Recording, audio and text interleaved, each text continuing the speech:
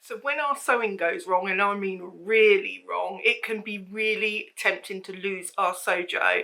But in this video, I'm going to give you my top tips for completing a successful project after you lose your will to live. Welcome back to the channel. My name's Claire. So today's video is a bit of an offshoot from the last video. So if you saw the last video, you'll know that it was a bit of an unplanned video. I'd been trying to do a tutorial and I was making some V-neck tops and they went drastically wrong. My neckband is on back to front.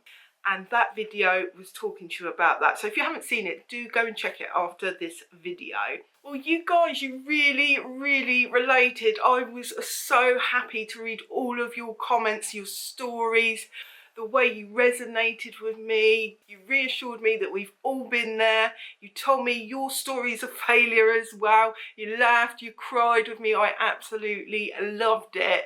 And I really felt that you could feel where I was coming from. So I thought in response to that, I would do today's video where I give some action plans really for when it does go wrong. So this isn't about preventing your sewing from going wrong. This is about when it has gone wrong, what you can do apart from throwing the project across the room. So let's get straight into it, shall we? So the first tip I have for you is when you're sewing, as soon as you feel that something's not right under the sewing machine, stop sewing. Now I am the worst culprit for this, I really am.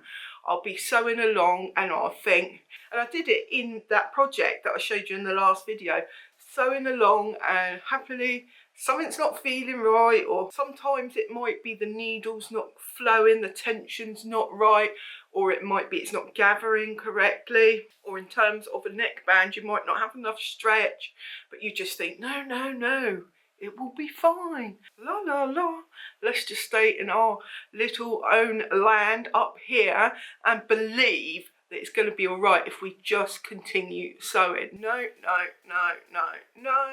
that is never ever going to happen. You have got more chance of Robert Downey Jr. popping down your chimney and saying, here's some free fabric. If you feel that your sewing is going to not work for whatever reason, if you're just feeling something a little bit unsure, just stop, assess the situation, have a look, see what's going wrong, because best case scenario, you've found the problem right at the source and you can fix the problem and then continue and then there is no problem.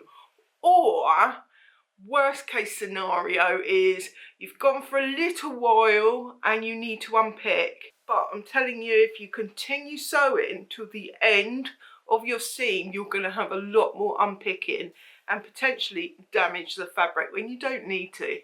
So the next tip I have for you leads on from that last tip really, and that is to stop making the same mistakes again and again. Again, I'm telling you this because I am guilty of this.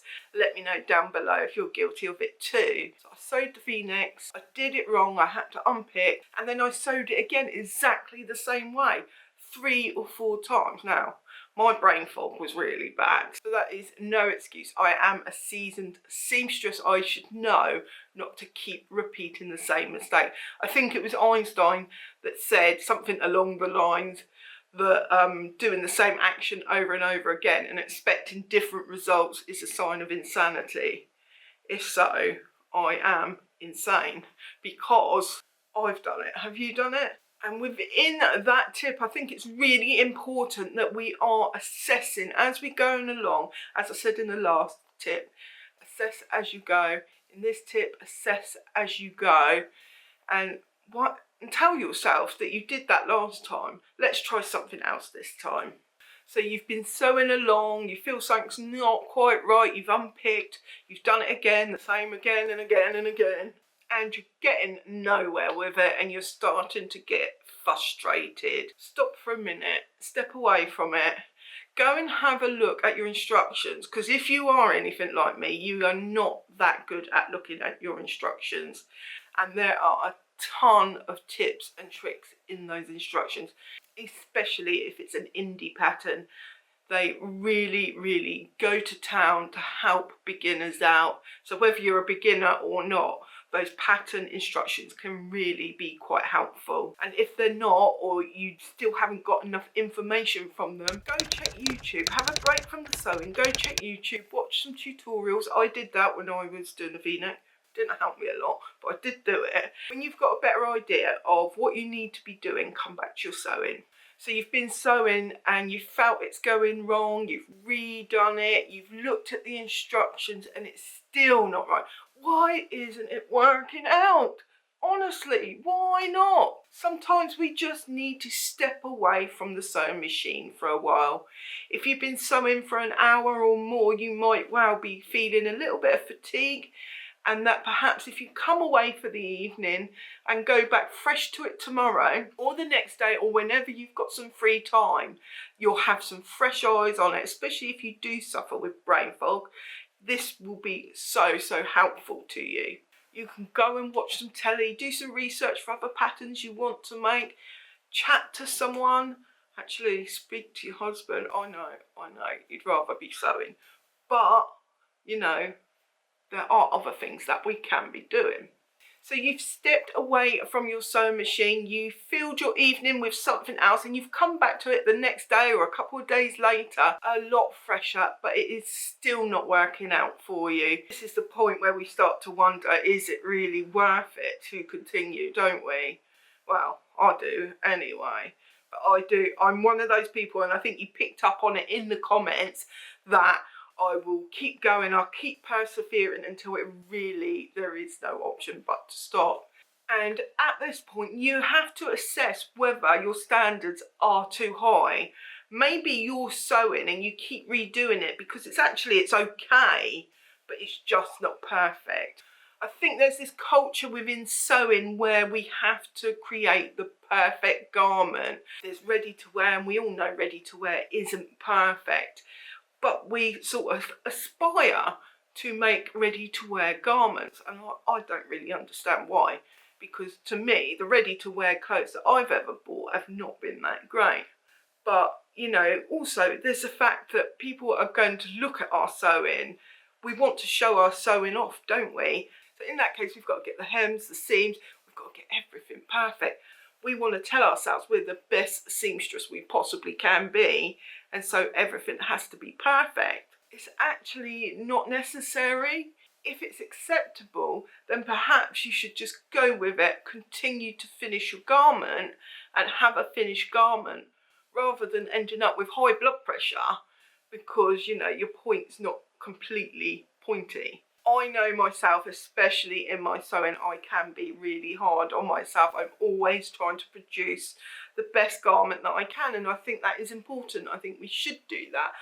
But if we're causing ourselves stress and upset and wasted time, then it's really just not worth it, is it? So you've done all of the above, you've assessed whether you are being too hard on yourself, and you don't think you are. It might just be time to have a palette cleanser. So by that I mean do a project that is actually easy. So in my case, I was doing V-necks, and perhaps I should have stepped away and done a round neck, which I can do with my eyes closed. That might have made me be a bit happier about the process of completing the V-neck afterwards. As it happened, I went and completed another V-neck after I finished those two failures. Can you believe that? I haven't actually shown you it yet because I messed that V up as well, and that's going to be PJs now, but I'm calling it a toile, so I will be making another version. I will get this V-neck done correctly. I will. I'm not going to give up. But I do really think that we would benefit from doing something really quick and easy and simple project that we can finish in 20 minutes maybe, and then come back to the main project. But if you've done all of the above and it's still not working for you, I think there's only one thing for it, you know. I think we need to just trash it and move on. I've got two bags of stuff just in front of me here, which you can't see and you're not going to see because it's a mess. Two bags of UFOs that I haven't addressed, and I am going to address in a video really soon. I'm going to make them and take you along on the process of finishing up garments. Some there's just a hem to do, others there's quite a bit to do. But we've all got a UFO file? We've all got a UFO pile, and so maybe we just need to put it in the UFO or put it out to the trash really, or use the fabric for something else, which is my preferred option. It's just going to make our lives that much easier if we are able to accept that the project isn't working and we move on to something that we're going to enjoy and that we can be more successful at. Someone commented on my video just this morning to say that they messed up. I think it was a shirt they messed up, and then they went on to have 2 very successful garments afterwards, and that has got to be our aim. So just to recap, you've got 3 options. You can either attempt to fix it, you can step away for a while and have a break from it and then come back to it, or you can trash it. The choice is yours.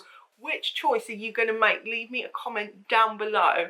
So I hope you enjoyed this quick fire video. The next video will be one from my series, so do look out for that very, very soon. Thank you for watching. I appreciate it a lot. Until next time, happy sewing. Bye for now.